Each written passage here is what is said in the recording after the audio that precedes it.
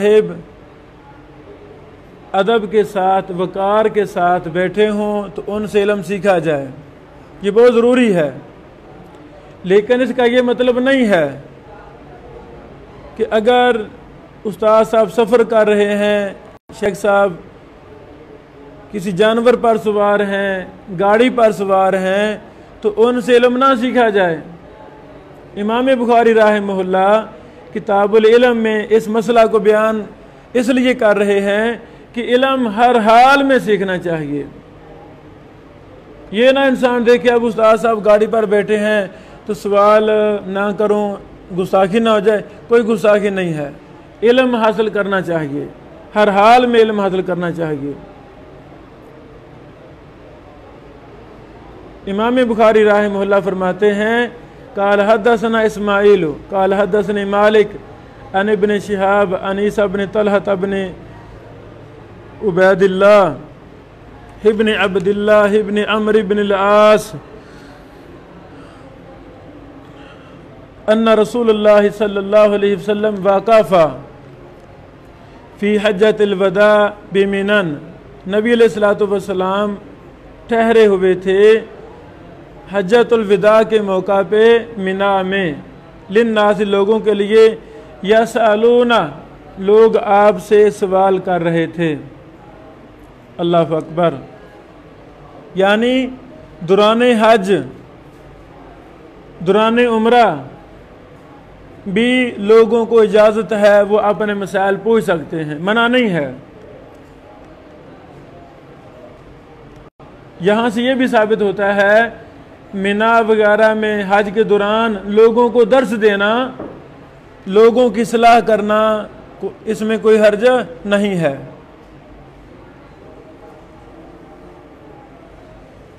ہمیں یہ واقعہ بیان کیا فضیلت الشیخ شفیق الرحمن فرخ حافظہ اللہ نے۔ انہوں نے کہا حافظ عبد المنان نور پوری صاحب حافظ رحمہ اللہ، حافظ عبدالسلام بٹوی صاحب حافظہ اللہ اور میں یعنی شفیق الرحمن فرخ، ہم حج میں شریک تھے، ہم منا میں ہی تھے۔ ہمیں پتہ چلا کہ شیخ البانی رحمہ اللہ بھی منا میں موجود ہیں اور فلاں جگہ ان کا علمی حلقہ لگا ہوا ہے، ہم بھی وہاں گئے۔ شیخ البانی رحمہ اللہ سے کو کہا گیا کہ پاکستان کے شیوخ آپ سے ملنا چاہتے ہیں، ان کو اندر آنے کی اجازت دی جائے، چونکہ ایک مخصوص جگہ تھی، ٹینٹ وغیرہ لگے ہوئے تھے تاکہ اور لوگ نہ آئیں۔ تو شیخ البانی رحمہ اللہ نے کہا ان کو ضرور آنے دیا جائے، اجازت ہے۔ جب پاکستانی محدثین شیخ البانی رحمہ اللہ کے پاس تشریف لے کر گئے تو شیخ البانی رحمہ اللہ چار پائی پر بیٹھے ہوئے تھے۔ حافظ عبد المنان نور پوری رحمہ اللہ دیگر شیوخ کو دیکھ کر شیخ البانی رحمہ اللہ چار پائی سے کھڑے ہوئے، نیچے اترے اور شیوخ سے معانقہ کیا۔ ہمارے محبوب دوست فضیلت الشیخ شفیق الرحمن فرخ حافظ اللہ فرماتے ہیں آخر میں نے بھی شیخ صاحب کا معانقہ کیا اور مجھ سے رہا نہ گیا، میں نے شیخ البانی رحمہ اللہ کی پیشانی سے بوسہ لیا۔ پھر شیخ نور پوری صاحب رحمہ اللہ اور دیگر شیوخ سوالات کرنے لگے، شیخ البانی رحمہ اللہ آگے سے جواب دیتے جا رہے تھے۔ اللہ رب العالمین ان بزرگوں پر رحمت فرمائے۔ یعنی یہ محدثین کا طریقہ ہے سنت پر عمل کرتے ہوئے کہ وہ منا میں، مزدلفہ میں، عرفات میں جہاں بھی لوگوں کو سوالات درپیش ہوں ان کو عام اجازت ہوتی ہے وہ کرتے ہیں، تاکہ وہ ایک اہم ترین فریضہ سنت کے خلاف نہ کر بیٹھیں۔ اللہ اکبر۔ فجاءہ رجل، ایک آدمی نبی علیہ السلام کے پاس آیا، اس نے کہا لم اشعر، مجھے پتہ نہیں چلا، فہلکت قبل ان اذبح، میں نے ہلاک کروا لیا ہے جانور ذبح کرنے سے پہلے۔ فقال، تو نبی علیہ السلام نے فرمایا اذبح ولا حرج، آپ ذبح کریں کوئی حرج نہیں ہے۔ فجاء آخر، دوسرا شخص آیا، اس نے کہا لم اشعر، مجھے پتہ نہیں چلا، فنہرت قبل ان ارمیہ، رمی سے پہلے میں نے جانور نہر کر لیا ہے، ذبح کر لیا ہے۔ قال، آپ علیہ السلام نے فرمایا ارمی ولا حرج، آپ کنکریاں ماریں کوئی حرج نہیں ہے۔ فما سئل النبی صلی اللہ علیہ وسلم عن شیء، کسی چیز کے بارے میں بھی نبی علیہ السلام سے سوال نہیں کیا گیا، قدما ولا اخرا، جس میں تقدیم و تاخیر ہوئی ہو، الا قال، مگر آپ علیہ السلام نے اس دن یہی فرمایا افعل ولا حرج، آپ کریں کوئی حرج نہیں ہے۔ پہلی بات یہ ہے بیٹو، امام بخاری رحمہ اللہ اس حدیث کو آگے بھی کئی جگہوں پر لائے ہیں، اور یہ حدیث صحیح مسلم 3156 نمبر میں موجود ہے۔ فقہ المحدثین پر ہم بعد میں بات کرتے ہیں، پہلے اس حدیث کے متن پر کوئی ضروری بحث ہے، وہ ہم کرنا چاہتے ہیں۔ بیٹو پہلی بات یہ ہے، یہ بات یاد رکھیں، 10 ذو الحجہ کو 4 کام کرنے ہوتے ہیں، ان 4 کا مجموعہ محدثین نے رانحات میں جمع کیا ہے۔ رانون حاتوا، را سے مراد رمی، نون سے مراد نہر، ہا سے مراد حلق، اور توا سے مراد طواف، بیت اللہ کا طواف۔ یہ 4 کام کرنے ہوتے ہیں۔ اس دن منا میں آتے ہی سب سے پہلے جمرہ عقبہ کو رمی کی جاتی ہے، پہلا کام۔ دوسرا کام، اس کے بعد قربانی کی جاتی ہے۔ تیسرا کام، اس کے بعد اپنے بالوں کو منڈوایا جاتا ہے یا کٹوایا جاتا ہے، سر کے بالوں کو۔ اس کے بعد بیت اللہ کا طواف کیا جاتا ہے۔ آئی سمجھ؟ یہ 4 کام کرنے ہیں ذو الحجہ کے دن۔ ان کاموں کو اسی ترتیب کے ساتھ کرنے کی کوشش کرنی چاہیے، آئی سمجھ؟ لیکن اگر یہ ترتیب ملحوظ خاطر نہ رہے، الٹ کام ہو جائے، تو ان کاموں کی ادائیگی ہو جائے گی، کوئی کفارہ کوئی دم لازمہ نہیں آئے گا، کوئی حرج نہیں ہے۔ نبی علیہ السلام نے خود اس کی اجازت دے دی ہے کہ آپ کریں، کوئی حرج نہیں ہے، یعنی تقدیم و تاخیر ان کاموں میں جائز ہے۔ اللہ اکبر، اس میں بہت بڑی حکمت پوشیدہ ہے۔ بیٹو آپ کا کیا خیال ہے؟ آج اللہ کی توفیق سے لاکھوں حاجی بیت اللہ جاتے ہیں، مکہ میں جا رہے ہیں حج کرنے کے لیے۔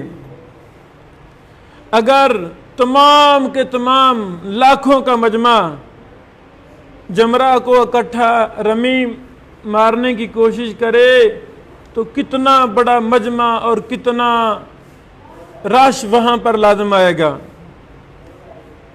تو اس لیے اگر یہ 4 کام تمام حاجی حضرات ترتیب کے ساتھ کریں تو یہ جائز ہے۔ امام شافعی، امام احمد، امام طاؤس اور مجاہد وغیرہ کا یہی موقف ہے کہ ان میں تقدیم و تاخیر سے دم لازمہ نہیں آتا، لیکن علماء احناف نے یہ کہا ہے کہ ترتیب ٹوٹ جائے گناہ تو نہیں ہے، لیکن دم لازم آتا ہے۔ ہم کہتے ہیں دم لازم آنے کی دلیل قرآن و حدیث میں نہیں ہے۔ کیا رسول اللہ صلی اللہ علیہ وسلم نے فرمایا ہے اگر ترتیب الٹ ہو جائے 10 ذو الحجہ کو تو دم لازم آئے گا؟ نہیں، ایسی بات نہ قرآن میں ہے نہ حدیث میں ہے۔ احناف کے پاس سیدنا عبداللہ بن عباس کا فتویٰ ہے جو مصنف ابن ابی شیبہ 14958 میں موجود ہے۔ انہوں نے فرمایا کہ جس نے اپنی حج میں سے کسی چیز کو آگے پیچھے کر دیا، تقدیم و تاخیر کی، وہ اس کی وجہ سے خون بہائے گا؟ پہلا جواب یہ ہے کہ یہ ثابت نہیں ہے۔ عبداللہ بن عباس کا فتویٰ یہ ثابت نہیں ہے۔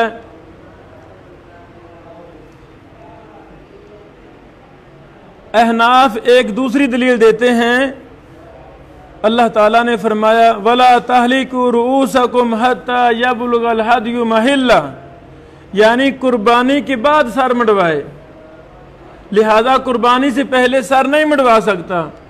لیکن امام ابن حزم رحمہ اللہ نے اپنی کتاب المحلہ میں یہ جواب دیا ہے کہ اس آیت میں محلہ سے مراد یوم النحر ہے، محلہ سے مراد یوم النحر ہے، جو قربانی کے ذبح اور حلال ہونے کا دن ہے۔ اس دن سے قبل ہی قربانی کر دینے سے یا سر مڈوانے سے روکنا مقصود ہے، یعنی یوم النحر سے پہلے سر مڈوانا جائز نہیں ہے، یوم النحر سے پہلے قربانی کرنا جائز نہیں ہے، یہ مراد ہے۔ جبکہ یوم النحر کو ان میں تقدیم تاخیر ہو جائے تو اس میں کوئی حرج نہیں ہے، اس کی اجازت نبی علیہ الصلوۃ والسلام نے خود دی ہے۔ احناف نے یہ کہا ہے کہ لا حرج سے مراد یہ ہے کہ گناہ نہیں ہے، بس کہتے ہیں گناہ نہیں ہے، کہتے ہیں کہ کفارہ تو پڑے گا نا، حالانکہ اگر کفارہ اس سے لازم آتا تو نبی علیہ الصلوۃ والسلام اس کا ضرور ذکر فرماتے کہ جی اس میں گناہ نہیں ہے لیکن کفارہ ادا کرو۔ جب رسول اللہ صلی اللہ علیہ وسلم نے خاموشی اختیار کی ہے، دم اور کفارے کا ذکر نہیں کیا، امتی کوئی بھی ہو اس کو یہ حق ہے ہی نہیں کہ وہ اپنی طرف سے کفارہ یا دم کو لازم کرے۔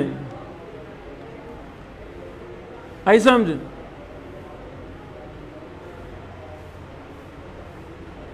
ایک یہاں اور مسئلہ ہے،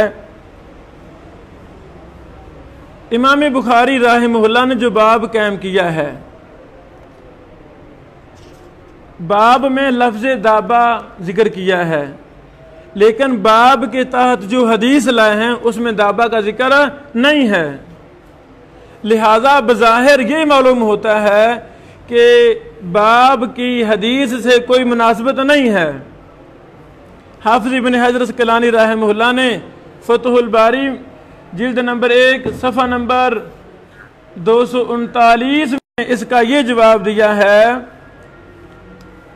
کہ یہی حدیث دوسرے مقام پر کتاب الحج میں جب امام بخاری لائے ہیں رحمہ اللہ تو اس میں سواری پر سوار ہونے کا ذکر ہے۔ آئی سمجھ؟ امام بخاری رحمہ اللہ کی عادت مبارکہ ہے، آپ بعض دفعہ اخفا کو اجلا پر ترجیح دیتے ہیں، اور ایسا وہ تشہیزاً للاذہان کرتے ہیں تاکہ طالب علم استاذ اس طریقے کی جستجو کرے جس میں دابہ کا ذکر آتا ہے۔ آگے سمجھ؟ عینی حنفی رحمہ اللہ نے عمدۃ القاری میں بے جا تنقید کی ہے حافظ ابن حجر اسقلانی رحمہ اللہ کی اس توجیہ پر۔ عمدۃ القاری جلد نمبر 2 صفحہ نمبر 88 ہے۔